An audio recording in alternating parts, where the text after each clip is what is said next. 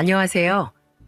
저는 결혼 후 짐덩이를 하나 짊어지고 살다가 아주 짜릿하게 그 짐덩이를 벗어버린 두 아들의 엄마이자 대한민국의 40대 여성입니다.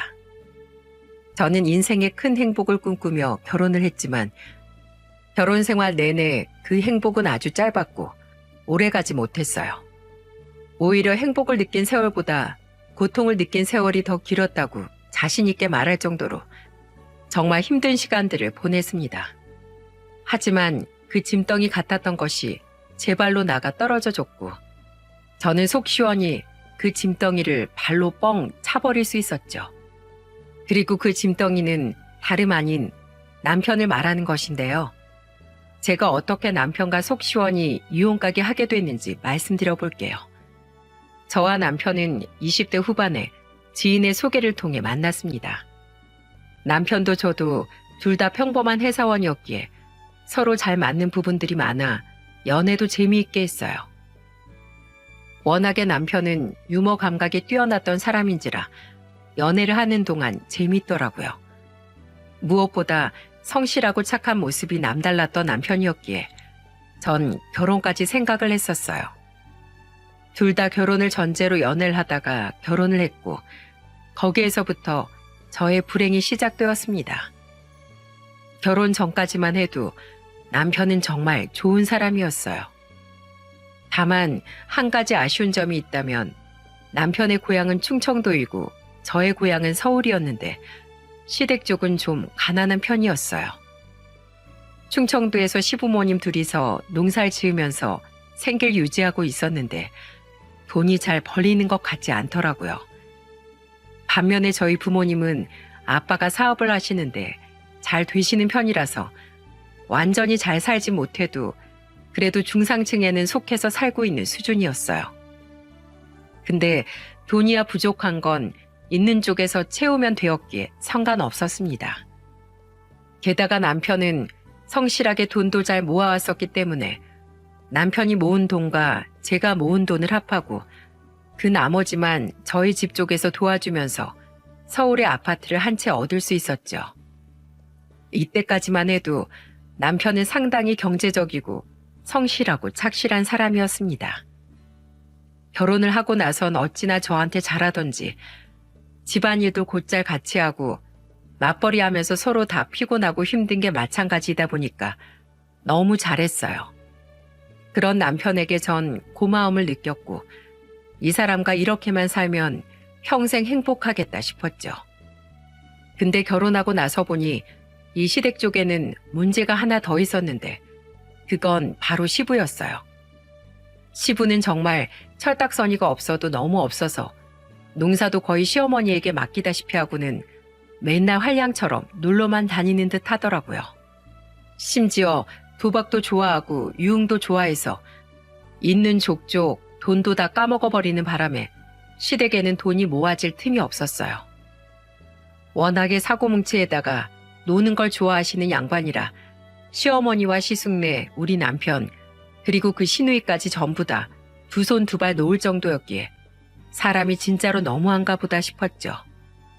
하지만 그나마 다행인 건 저한테 직접적인 피해를 끼치진 않았기에 저도 그냥 무시하면서 잘 지냈습니다. 근데 늘 매번 볼 때마다 저희 시어머니가 불쌍하더라고요. 시어머니는 정말 좋으신 분이었어요. 제가 명절이나 가족 모임으로 시골 시댁으로 내려가면 늘 표정에 지친 기색이 가득하셨는데 그걸 또 말로 표현은 안 하셨어요. 저는 그걸 보면서 너무 안쓰러워 조금이라도 집안일을 더 도와드리려고도 하고 밭일도 같이 나가 남편과 도와드리곤 하면 꼭 이렇게 말씀을 하시곤 했죠. 아가, 넌 얼른 들어가. 서울 예쁜 아가씨가 괜히 시골에 시집와선 이렇게 고생을 하네. 밭일은 안 해도 되니까 얼른 들어가서 쉬어. 여긴 나랑 내 아들이 할게. 우리 아가 고운 피부 다 탄다 다 타. 그럼 나 사돈댁에 혼나니까 어여 들어가 어여. 어머님 저 괜찮아요. 이걸 어떻게 둘이서만 해요. 같이 해야죠. 그리고 저 서울 살면서 이런 밭일 해볼 수 있는 기회가 없었는데 이번 기회 해보는 것도 너무 신나고 재밌어요. 그러니까 저 들어가라고 하지 마세요. 아이고, 우리 아가는 어쩜 이렇게 말도 하는 짓도 다 예쁠까. 알았다. 그럼 진짜로 조금만 하다가 들어가. 너 피부 탄다. 네, 어머님. 시어머니는 이런 제가 늘 예쁘다는 듯이 봐주셨고, 반일할 때는 제가 모자를 깜빡하면 모자를 씌워주시고, 자신의 목에 두르고 있던 젖은 수건도 제 목으로 다시 걸어주시면서 제가 힘들지 않게 꼭 잘 챙겨주셨어요. 항상 그 따스함이 감사했고 눈물 날 정도로 행복했답니다. 그런 시어머니였기에 이 결혼이 더 감사하고 좋았던 것도 있었어요. 하지만 그 행복이 그리 오래가지 못했습니다. 왜냐하면 결혼하고 나서 늘 성실하고 착했던 남편이 점차적으로 변해가길 시작했거든요. 갑자기 되도 않는 주식에 투자를 한다고 하더니만 날려먹은 돈이 한두 푼이 아니었어요. 남편은 몇 번이나 시도를 했지만 전 계속해서 말렸습니다. 왜냐하면 남편이 적은 돈을 투자를 하는 것도 아니고 그 투자를 해서 잘 되는 게 아니라 들어가는 족족 다 망해가지고 속상해서 술 마신 적이 한두 번이 아니었기에 전 남편을 계속해서 말리는 수밖에 없었어요. 언제 한 번은 남편이 또 집에 들어올 때 술을 진탕 마시고 들어온 적이 있었는데 한 번도 그러질 않았던 남편이 제 몸도 못 가눌 만큼 거나하게 마시고 들어왔길래 왜 그러냐고 물었었어요. 여보, 왜 그래? 어디서 술을 이렇게 마시고 왔어? 다 필요 없어. 살고 싶지가 않다. 여보, 난 진짜 구제불능이야. 나 같은 인간은 회생도 안 돼. 왜 이래? 무슨 일인데 그래? 설마 당신도 주식 투자했어? 내가 이제 그거 그만하라고 했지. 왜 또 해서 이래? 내가 진짜 못 살아. 미안해. 미안해 여보. 나 진짜 너무 힘들다. 나 살기가 싫어. 내가 당신 볼 면목이 없다. 됐어. 이제 다신 그러지 마. 그러니까 내가 더는 하지 말라고 했었잖아. 도대체 이번에 또 얼마 일인 거야? 당신 한 번만 더 그거 했다간 아주 그땐 이혼당할 줄 알아. 다신 하지 마, 다신. 남편은 급기야는 울면서 저한테 미안하다고 하더라고요. 그 당시에도 또 어디에서 돈을 구했는지 거금을 들여서 주식 투자를 했는데 실패를 한 거였어요. 그때 제가 한 번만 더 주식 투자하면 이혼할 거라고 으름장을 내놓았었기 때문에 그때 이후로는 좀 잠잠한 듯 했습니다. 근데 남편은 그날 이후로 주식 투자는 안 하는 것 같았지만 점점 더 이상해지는 듯 했어요. 조금씩 뺀질뺀질해져 가는 게 제가 알던 남편이 아닌 것 같았죠. 원래는 집안일도 곧잘하던 사람이 이리 빠지고 저리 빠지면서 집안일도 잘 안 할 뿐더러 회사에 가서는 일이 많다며 야근을 하는 날들도 수두룩했죠. 그리고 조금씩 하고 다니는 행색이 바뀌기 시작을 했어요. 원래 남편은 굉장히 검소한 사람이었어요. 연애 때부터 돈을 함부로 쓰는 법이 없었고 늘 알뜰살뜰하게 모아선 꼭 필요할 때 그 돈을 쓰곤 했었죠. 저도 그 모습이 성실해 보이고 멋있어 보여서 좋아했던 거였는데 어느 순간 그런 모습들이 싹 다 사라져 있더군요. 옷도 그냥 보세옷으로 아무리 비싸봤자 몇만 원 하는 옷만 입고 다니던 사람이 꽤나 비싸다고 알려져 있는 옷을 사서 입고 왔길래 물었죠. 여보, 이 옷 그래도 꽤 비싼 브랜드인데 어디서 났어? 당신 이런 거 사치라고 안 입고 다니잖아. 그거 내가 회사에서 이제 나이도 좀 있고 밑에 후배들도 있는데 걔들보다도 내가 좀 싼 옷만 입고 다니는 것 같아서 큰맘 먹고 한번 사봤어. 아무래도 품위 유지도 좀 필요한 것 같더라고. 남편이 하는 말에도 일리가 있었기에 저도 그러려니 하고 넘어갔어요. 실제로 저 역시도 남편에게 평소 제발 옷 좀 괜찮은 것으로 깔끔하게 잘 입고 다니라고 한 적이 있었을 정도였으니 그건 참 잘했다 싶었죠. 남편은 워낙에 검소한 생활을 하다 보니 늘 티셔츠도 다 늘어진 것만 입고 다니고 색이 바래져 있어도 아무렇지도 않아 하던 사람이었어요. 근데 회사 안에서 후배들을 보면서 품위 유지할 생각을 했다고 하니 그건 잘했다 싶었던 거였어요. 근데 남편은 그게 끝이 아니었습니다. 점점 더 사들이는 물건들이 가격대가 나가는 돈으로 사들이기 시작했고 저는 슬슬 걱정이 되어가기 시작했습니다. 당시 저희 집 돈 관리는 제가 다 하고 있었는데 남편은 월급은 그대로 주던 대로 주고 있었기에 남편이 쓰고 있는 돈의 출처가 의심스러웠어요. 그래서 제가 물어봤죠. 여보, 요즘 돈이 어디서 나서 자꾸 그렇게 펑펑 쓰면서 다니는 거야? 당신 월급도 그대로잖아. 혹시 나 몰래 월급 올랐는데 일부만 주고 그러는 거야? 아니, 그런 거 아니야. 월급은 그대로 똑같은데 그동안 내가 당신한테 받은 생활비 중에서 좀 모아둔 게 있어서 그걸로 사고 있는 거야. 걱정하지 마. 저는 남편이 그렇다고 하길래 그런 줄로만 알고 있었어요. 워낙에 남편이 주식 투자라면서 돈을 날려먹은 게 많았었기 때문에 그 뒤로는 제가 경제 관리를 다 하고 있었어요. 월급을 다 모아 남편에겐 딱 필요한 용돈만 주고 있었는데 그 돈을 모아서 필요한 대로 쓰는 거라고 하니 그런가 보다 하고 있었죠. 하지만 믿는 도끼에 발등 찍히면서 그 뒤에 정말 큰 폭풍 같은 일이 기다리고 있을 줄은 꿈에도 생각을 하지 못하고 있었습니다. 이제는 남편이 주식 투자도 하지 않는 것 같고 다시 예전처럼 아무 탈 없이 회사를 잘 다니고 있는 것 같아 안심이 되었죠. 물론 집안일에 대해선 여전히 등한시하고 애들하고도 잘 놀아주지도 않았지만 일단은 남편이 경제적인 개념에서만큼은 정신을 차린 것 같아 거기에 안심을 하고 있었어요.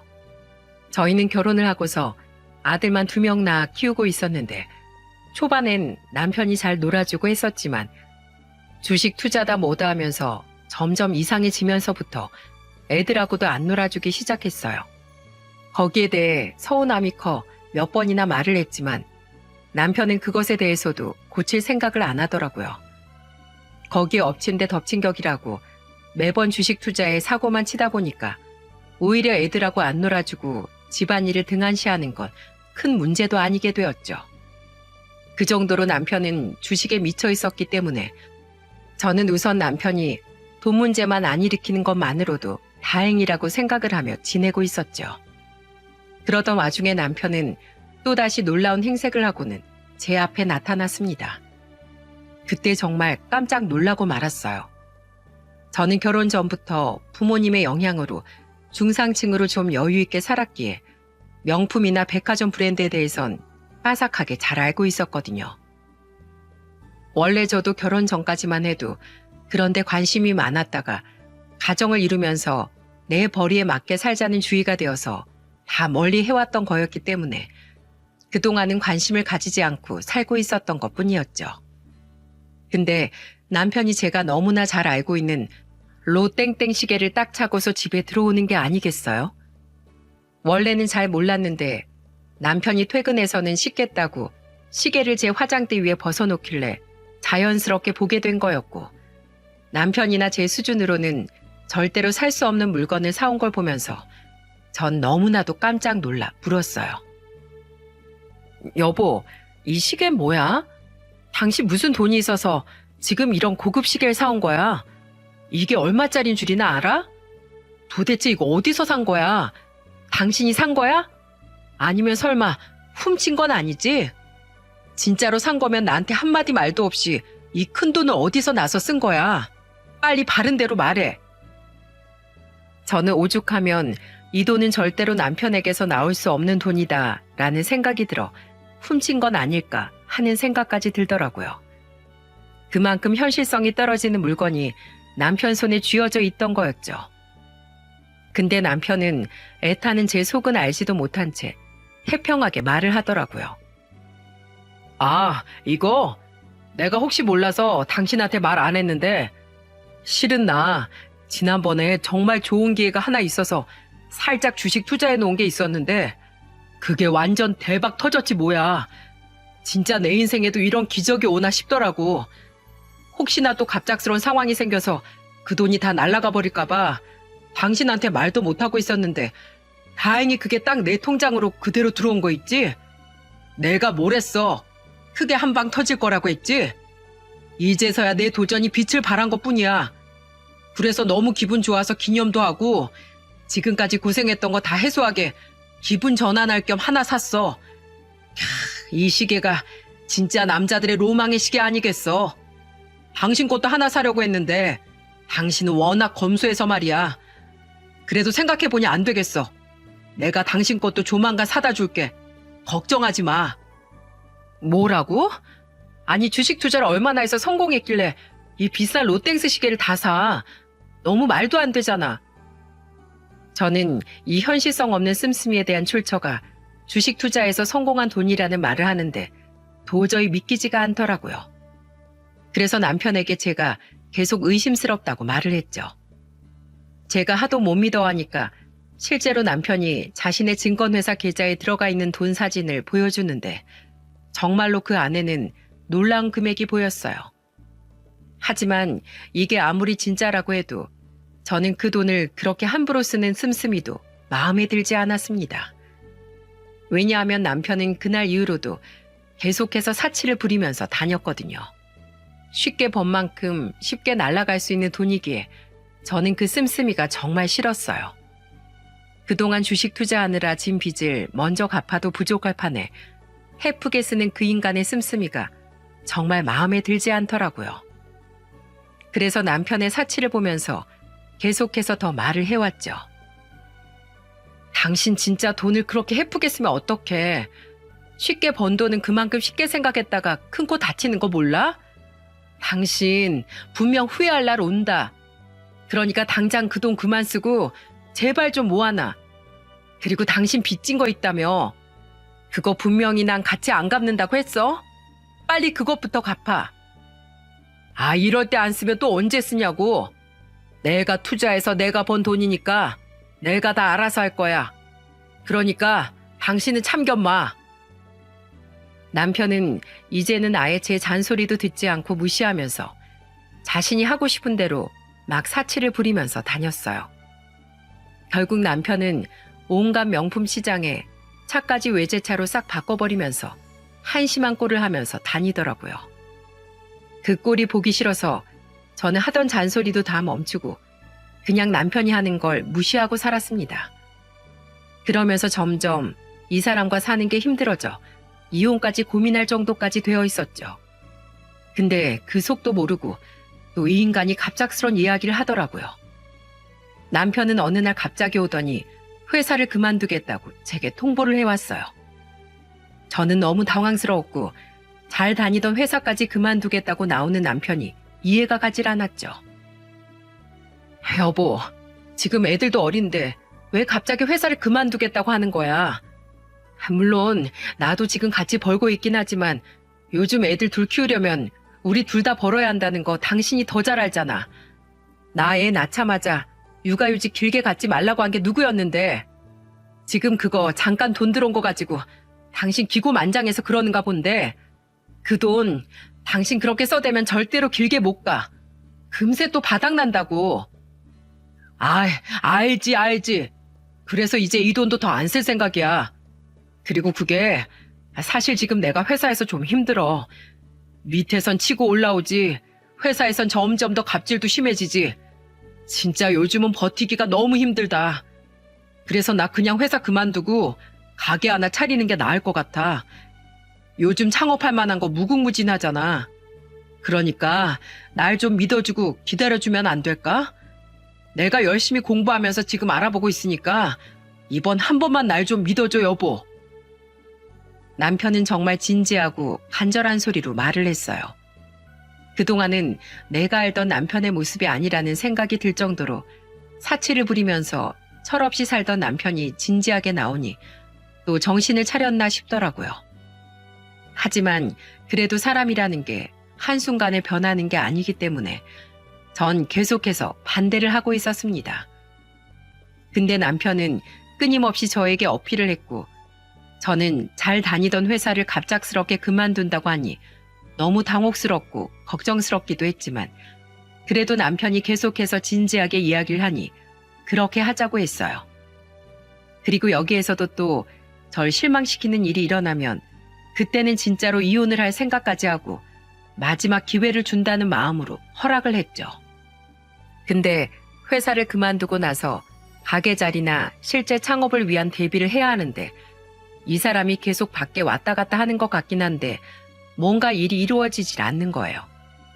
그래서 답답한 마음에 또 다그쳐 보기도 하고 몇 번이나 말을 했었는데도 알겠다고 하면서도 진전이 되질 않았어요. 그게 거의 일주일이 되는 상황이었고 진짜 이 사람이 왜 이러나 싶어 제대로 각을 세워서 싸우려던 중에 또 하나 일이 터지고야 말았습니다. 당시 남편을 보면서 스트레스를 너무나 많이 받고 있었고 남편이 이상하게 변하면서 집안일 하나 까딱 안 하는 사람으로 바뀌면서 저는 남편과 계속해서 더 싸우는 날들을 지속하게 되었어요. 그러던 중에 전 충격적인 사실을 하나 알게 되었고 제 인생에 다시는 없을 충격을 받게 되면서 제 몸에 무리가 갔었는지 갑작스럽게 맹장이 터져버리게 되었고 저는 그 길로 병원으로 실려가 수술을 받게 되었어요. 근데 이 남편이란 놈은 분명히 제가 맹장 수술을 했다는 소식을 들었을 텐데도 오질 않더라고요. 저희 부모님만 깜짝 놀라서 병원으로 달려오셨고 전화 한 통 안 하는 남편을 보면서 전 정말 기가 찼습니다. 그 당시 맹장 수술 후에는 의사 선생님이 2, 3일 정도 더 입원해 있다가 퇴원을 하라고 하셨는데 도저히 그게 안 되더라고요. 맹장이 터지기 전 충격받은 그 사실 하나로 인해 병원에 있을 정신도 없었을 뿐더러 집에서 엄마도 없이 있을 아이들 걱정이 되어 도저히 그만큼 있을 수가 없었어요. 그래서 저는 하루 정도만 있다가 바로 퇴원을 했습니다. 부모님이 집까지 데려다 주신다고 하셨지만 전 극구 사양을 했어요. 더는 걱정을 끼쳐드리고 싶지 않았기에 부모님은 먼저 따로 집으로 가시라고 하고 저는 혼자서 집으로 택시를 타고 들어갔습니다. 참 집으로 가는 내내 제 자신이 너무 불쌍하고 애처롭더라고요. 그리고 저는 그 충격적인 사실을 알게 된 날부터 남편과 이혼할 생각을 굳게 가지고 있었기에 들어가자마자 남편 놈에게 이혼 얘기를 꺼낼 각오를 단단히 하고는 집 안으로 들어갔습니다. 근데 이 사람은 또 한 번 저에게 큰 충격과 아픔을 주었고 그 자리에서 저는 완전히 무너져 내릴 뻔했습니다. 제가 현관문을 열고 집으로 들어서는 순간 집안에서는 희한한 웃음소리가 들려왔어요.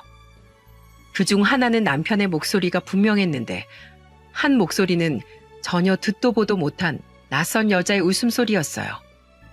게다가 신발장 앞에는 제 것이 아닌 휘황찬란하게 생긴 뾰족 구두까지 하나 나와 있어서 더 의문을 가지게 되었고 전 이게 도대체 무슨 소리인가 싶어 바로 거실로 들어갔습니다.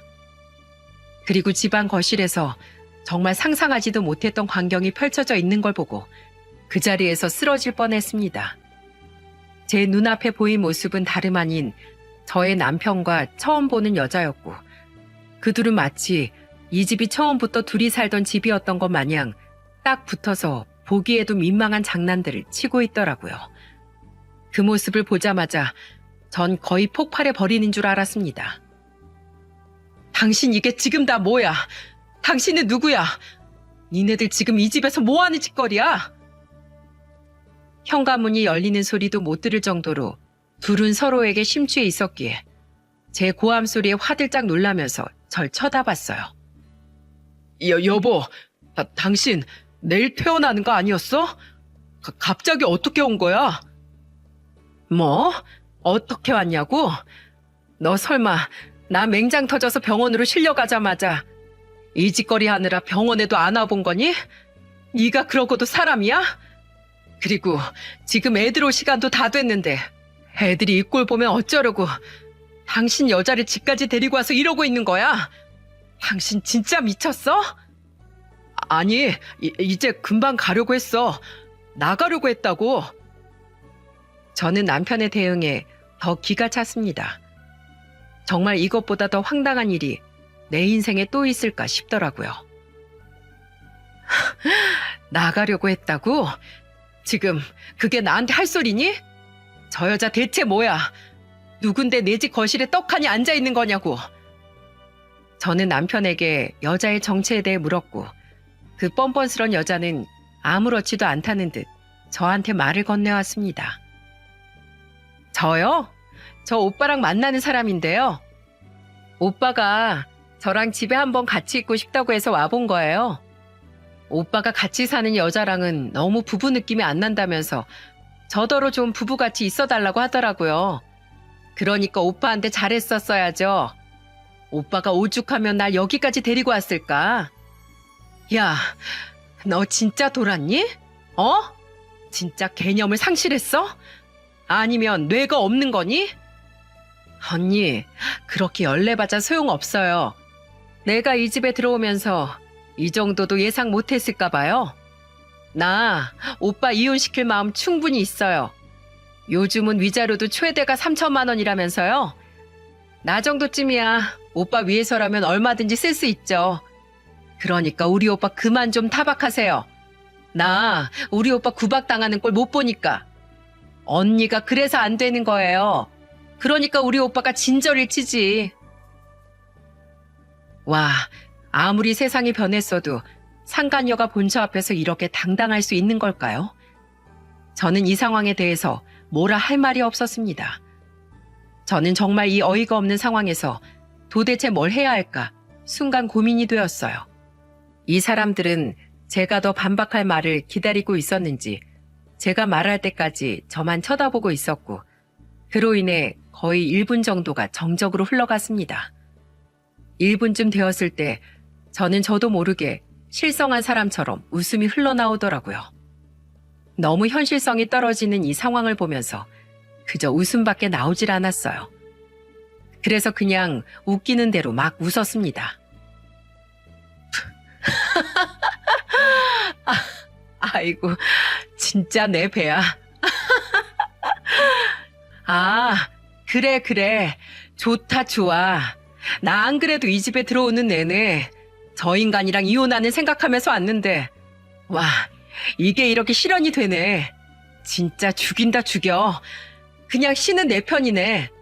야, 저 인간 너 가져라. 너 줄게. 아이고, 쓰레기 처리반이 알아서 굴러 들어와 주니까 너무 편하네. 야, 깔끔하게 치워서 가지고 가라. 알았지? 제가 실성한 사람처럼 웃으며 상간녀를 향해 말을 하니 그제서야 상황이 역전되면서 이 상황을 황당해하고 당황스러워하는 건 제 쪽이 아닌 상간녀 쪽이 되어버렸습니다. 제 반응을 보면서 상간녀는 예상치 못한 상황이었는지 당황하면서 저에게 말을 하더군요. 보통 이런 상황엔 본처가 제 머리채 잡거나 저 때리면서 쌍욕하거나 그래야 하는 거 아닌가요? 그래, 보통은 그런가 보더라. 근데 드라마를 너무 봤네, 우리 동생. 근데 내 인생은 드라마가 아니라서 말이야. 난 오히려 너무 고맙네, 우리 동생이. 내가 널 왜 때리겠니? 이렇게 고마운 존재인데. 난 그저 네가 고맙다야. 내가 너네 둘 사이 아주 많이 응원할게. 내가 너 진짜 칭찬한다, 칭찬해. 자, 둘의 행복을 위해 친히 박수 쳐줄 테니까 행복하게 잘 살아봐. 뭐라고요? 그리고 난 내 손으로 더러운 너 따위 만지고 싶지도 않아. 그러니까 나한테 맞고 싶걸랑 좀 씻고 오렴. 진짜 가짜나 서원. 야, 너 그리고 저 인간이 어떤 인간인 줄 아니? 너 저 인간에 대해 다 알고나 만나는 거야? 저 인간 얼마나 무서운 인간인데. 너도 앞으로 큰 코 다칠 수 있어. 제가 이 말까지 하니 그제서야 아무 말 없이 저와 상간녀의 대치를 지켜보기만 하던 남편이 당황하며 입을 열었어요. 당신, 그게 무슨 소리야? 무슨 말을 하고 싶은 거야? 당신, 내가 모르고 있는 줄 알았지? 네가 진짜로 회사 그만둔 이유 내가 모르고 있었을 것 같아? 네가 얼마나 이 집에 관심이 없으면 내가 다 알고 있다는 사실조차 파악을 못하고 있었을까? 진짜 대책 없이 한심하다, 한심해. 야, 너 저기 위에 가서 식탁 위에 좀 봐라. 뭐가 있는지. 남편은 제가 한 말에 금세 달려가 식탁 위를 봤고 식탁 한쪽 구석에 경찰서에서 날라온 출석 요구서가 올려져 있었어요. 남편은 그걸 보자마자 경악하는 얼굴로 바뀌어버렸고 저는 더 한심한 표정으로 남편을 보면서 말했습니다. 야, 넌 네가 회사 그만두고 싶어서 그만둔 거 아니잖아. 잘린 거잖아. 너 회사 돈 횡령했다며? 그것도 5년씩이나. 얼마나 간땡이가 부었으면 그 무서운 짓을 하니? 근데 결국엔 감사 때 다 걸려가지고 너 고소까지 당했지? 와, 진짜 이 무서운 인간 같으니라고. 너 지금까지 그 횡령한 돈 가지고 나한테 주식 투자해서 성공했다면서 거짓말하고는 그렇게 사치 부리면서 다녔니? 여자나 꼬시고 다니고? 야, 진짜 겁대가리 상실한 놈이었네 이게. 제가 맹장 수술 전 남편만 생각하면 한숨이 푹푹 쉬어지던 전 이 모든 상황을 어떻게 풀어가야 할지 너무 막막했어요. 그러던 와중에 등기가 와서 받아 확인했고 그 등기를 통해서 너무나도 충격적인 사실을 마주해야 했습니다. 저는 그 등기를 보고는 남편이 진짜로 회사를 그만두게 된 이유를 알게 되었고 그 사실을 알게 되자마자 귀로 까무러칠 뻔했습니다. 남편이 회사를 그만두게 된 이유는 바로 다른 것도 아닌 횡령 사건이었기 때문이었죠. 성실하게 회사 생활 잘하던 남편은 무슨 바람이 불어서였는지 모르겠지만 회사 돈을 횡령을 하고 있었어요. 근데 남편은 미리 회사에서 감사가 나온다는 소식을 듣게 되면서 자신의 만행이 걸릴 것 같으니 먼저 선수를 쳐서 일을 그만둔 거였고 실제로 감사를 통해 남편의 행각이 들통이 났을 때 남편은 이미 번호까지 다 바꿔버린 상황이었기에 출석 요구에 대해서도 다 모르고 있었던 거였죠.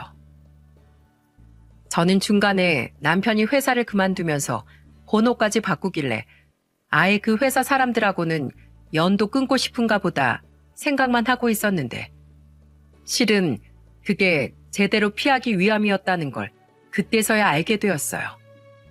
남편이 횡령한 돈은 무려 12억이라는 큰 돈이었기에 회사에서는 난리가 났고 회사 쪽에서 먼저 사건 경위를 알기 위해 전화를 했던 것 같았지만 남편이 번호까지 바뀌어버린 탓에 아예 곧바로 경찰서로 넘긴 듯 했습니다. 근데 그마저도 남편이 경찰 쪽에 연락을 받고 조사를 받으러 나가야 했는데 연락이 아예 닿질 않으니 남편에게 출석 요구를 하는 문서를 경찰서 쪽에서 보내왔고 그걸 제가 보게 된 거였죠. 그로 인해서 제가 모든 사실을 다 알게 되면서 저는 큰 충격에 빠지게 되었습니다. 남편이 주식으로 성공했다는 건 전부 다 거짓말이었고 그 큰 돈들은 모두 다 회사에서 횡령한 돈이었다는 사실을 다 알게 되었죠. 짧게도 아니었어요. 남편은 그간 5년 동안 조금씩 회사 돈을 횡령해왔고 그게 나중엔 간등이가 커져서 큰 돈을 횡령하면서 그 사치를 부리게 된 거였어요. 그 모든 사실을 등기를 받자마자 회사에 전화를 해서 알아보게 되었고 충격적인 사실들을 모두 다 전달받은 상황에서 더 머리가 복잡해지니 결국엔 제 맹장이 터져버렸던 것 같아요. 극도의 스트레스를 받으면서 몸도 제대로 챙기질 않으니 어찌 보면 당연한 일이었던 거죠. 남편은 제가 이 모든 사실을 다 알고 있었는지 몰랐기에 더욱 방황을 하기 시작했습니다.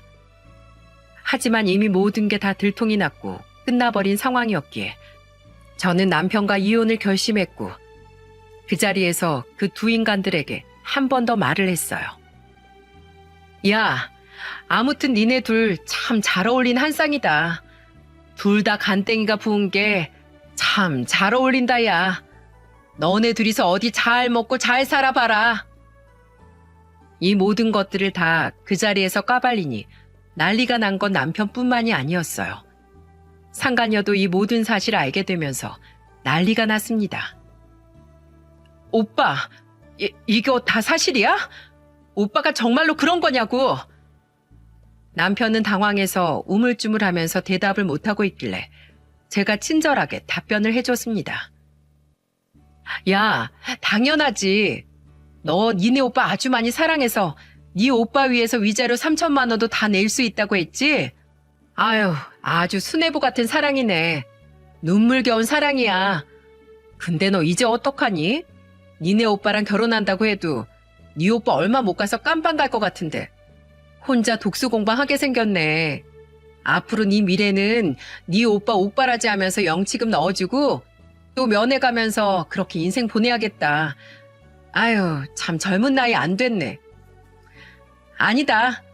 오히려 진정한 사랑이라 너무 로맨틱한 인생인 건가?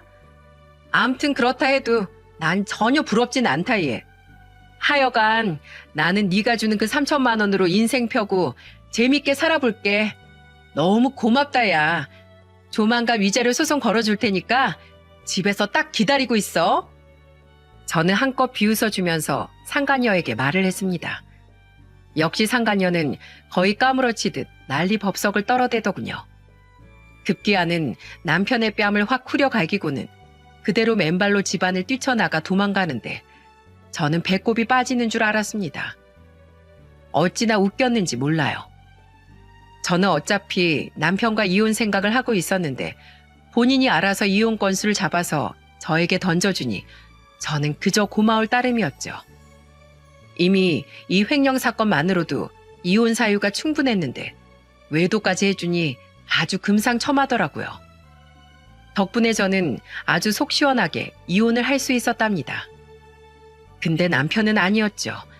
완전히 난리가 났었어요. 여보, 내가 잘못했어. 내가 정말 미쳤었나 봐.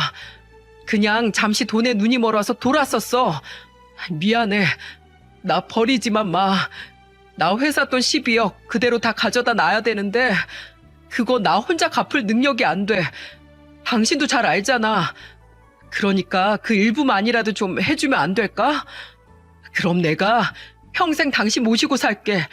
평생 잘할게. 야, 웃기지 마. 내가 왜 그 돈을 갚아주니? 와, 12억 진짜. 넌 간땡이가 진짜 부어올랐구나. 나도 내가 왜 그랬는지 모르겠어. 당신 몰래 주식 투자해서 망한 거 그거 몰래 메꿀 방법은 횡령밖에 없었어. 그래서 그랬던 거야. 이게 다 어떻게 보면 당신 때문인 거잖아. 당신이 날 조금 믿어주기만 했었어도 내가 그 횡령까진 안 했다고. 알아?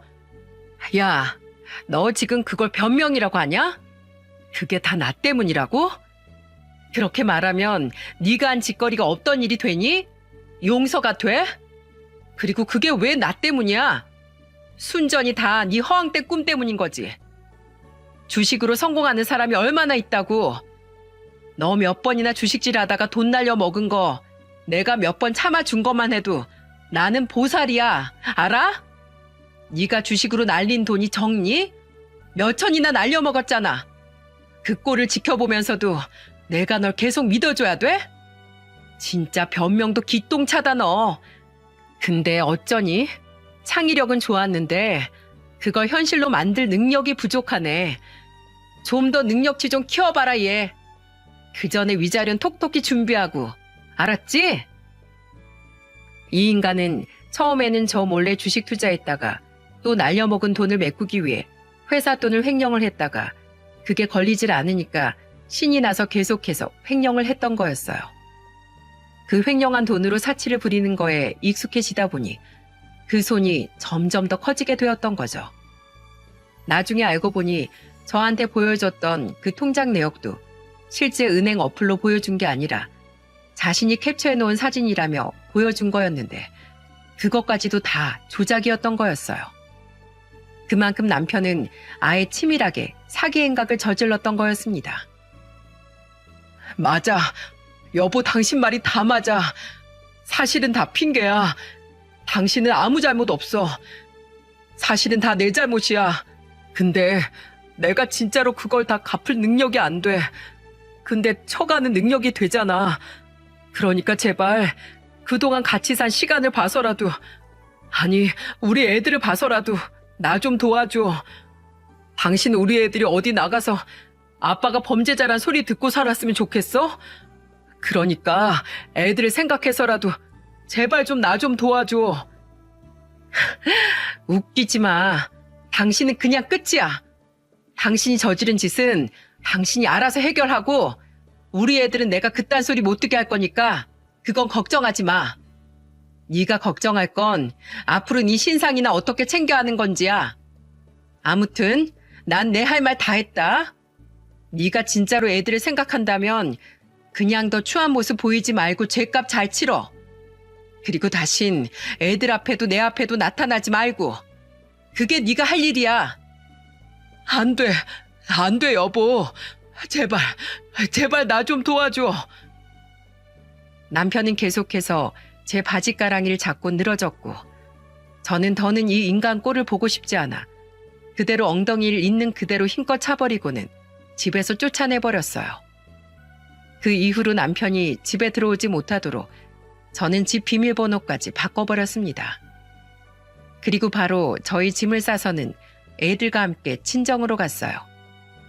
그 집에 계속 있다가는 남편이 계속 찾아와서 난동을 피울 것 같아 무서워 친정에 그동안 있었던 일들을 전부 다 말하며 애들을 데리고 들어갔고 저희 부모님은 그런 사위는 필요 없다면서 절 다독여주면서 받아주셨죠. 남편은 제가 집에도 없고 집 비밀번호도 바꿔놨더니 역시나 친정까지 찾아왔더라고요. 하지만 저희 아빠가 무섭게 나오자 그대로 주랭랑을 쳐버리면서 똥줄 빠지게 도망가던 거 있죠. 그 이후에 남편 놈은 경찰서로 잡혀 들어가 합의도 하지 못한 채로 콩밥을 먹게 된 것 같았어요. 그리고 저는 상간녀에게 말한 것처럼 그대로 위자료 소송을 걸었습니다. 그 여자는 저희 집안에 있을 때까지만 해도 뻔뻔하게 나오더니 실제로 위자료 소송에 걸리게 되니까 그제서야 울고불고 하면서 저한테 매달리며 말을 하더라고요. 언니, 제가 진짜 잘못했어요. 제발 위자료 조금만 더 깎아주면 안 될까요? 저 사실 빈털털이에요. 오빠가 자기가 돈 많으니까 걱정하지 말라면서 자기만 믿으라고 해서 저도 그냥 저질렀던 거예요. 그러니까 제발 좀 용서해 주시고 위자료 좀 깎아주세요. 네? 싫어. 너도 좀 배워야 할 필요가 있어. 그러니까 말은 함부로 내뱉는 게 아니란다 얘야. 네가 한 말과 행동엔 책임이 따르는 거야. 난 네가 분명히 위자료 3천만 원 준다고 했고 난 그 말을 들었으니까 그대로 실천하는 것뿐이야. 아무튼 네가 주는 돈 내가 잘 쓸게. 고맙다. 그리고 앞으로 너도 이번 기회에 잘 깨달았으면 제발 정신 차리고 똑바로 살아라. 알겠니? 이 한심한 년아? 저는 저를 붙잡고 늘어지려는 상간녀를 두고는 그대로 말을 하고는 박차고 나와버렸어요. 뒤에서는 엉엉 우는 소리가 들려왔지만 무시하고 나왔습니다. 왜냐하면 아무것도 모르고 들어간 제 집에서 두 인간들을 보던 순간 제 속에서는 피눈물이 났었거든요. 그거에 비하면 그 상간녀의 눈물은 저한테 아무것도 아니었습니다. 그렇게 소송까지 잘 마무리해서 저는 그 상간녀에게 3천만 원이란 위자료를 받을 수 있었어요. 그 뒤로는 2년 정도 시간이 지났는데 남편 놈은 아직도 감방에 있는 듯 했어요. 그 당시 제가 이혼을 하겠다고 시댁에도 이야기를 하면서 남편 놈의 모든 만행을 다 일러 바쳤을 때 시댁에서는 난리가 난 듯 했는데 그 이후로 남편을 거의 버리다시피 한 것 같더라고요. 제가 알기로는 면회도 한 번 안 가고 시어머니는 완전히 남편을 외면하고 지내고 있는 것 같았죠. 나중에 알게 되었지만 남편은 주식 투자를 하면서 시숙에게까지 돈을 빌려 투자를 했었는데 그마저도 갚질 못하니 형제들 간의 사이도 완전히 다 틀어지게 되었다고 하더군요. 시어머니는 원래부터 좋은 분이라 끔찍하리만큼 싫은 남편을 봐서는 시댁 쪽은 쳐다도 보고 싶지 않았지만 저를 딸처럼 아껴주셨던 시어머니한테만큼은 정식으로 인사를 드리고 이혼 말씀을 꺼내야 할 것 같아 따로 만나서 모든 걸 말씀드렸어요. 근데 그때도 시어머니는 자신의 아들의 안위를 생각하기보다 눈물을 펑펑 흘리시면서 절 걱정해 주시더라고요. 얘야, 얼마나 고생이 많았니 그래. 내가 누구보다 잘 안다. 내가 네 시애비 때문에 평생을 고생하면서 살았잖니. 그래, 잘 생각했다. 내가 살아보니 사람 버릇 절대로 금방 안 고쳐진다. 더더군다나 네 시애비 닮은 놈이라면 더 안 바뀔 거야. 그러니까 이쯤에서 그만두는 게 맞는 것 같다. 네 인생을 위해서라도 당장 이혼해야지. 내가 무슨 염치로 널 붙잡겠니? 아가, 그동안 정말 고생 많았어. 그리고 10년도 안 되는 짧은 시간이었지만 내 며느리로 있어줘서 고마웠다. 이제는 마음 편히 살아. 될 수 있으면 제발 앞으론 좋은 남자 있으면 만나서 재혼도 하고 꼭 행복하게 살아. 알았지? 미안하다. 내가 너무 미안해. 내가 내 자식을 잘못 키우는 바람에 너만 힘들게 만들었구나. 사돈댁에 너무나 죄송해서 어쩌니. 아휴, 정말 미안하다. 부디 이 못난 시애미를 용서해다오. 어머니 아니에요.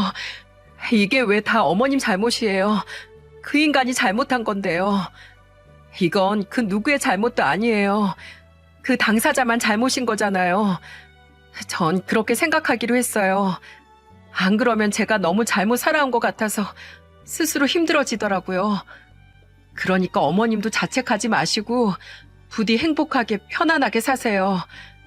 비록 앞으로 더 뵐 수는 없겠지만 어머님만큼은 꼭 행복하시길 바라고 있을게요. 그동안 부족한 며느리 잘 보듬어 주셔서 감사했습니다. 그 은혜 잊지 않을게요. 저와 시어머니는 그렇게 펑펑 울면서 서로를 꼭 껴안아주고는 이혼을 했습니다. 그런 시어머니였기에 남편의 만행을 알고 나서는 남편이 깜빵에 갔어도 면회 한 번을 안 가셨던 것 같아요. 근데 이 인간은 그 감방 생활을 하면서도 끝까지 정신을 못 차렸는지 저한테 이런 편지까지 보냈더라고요. 여보, 나 정말 감방 생활 너무 힘들다.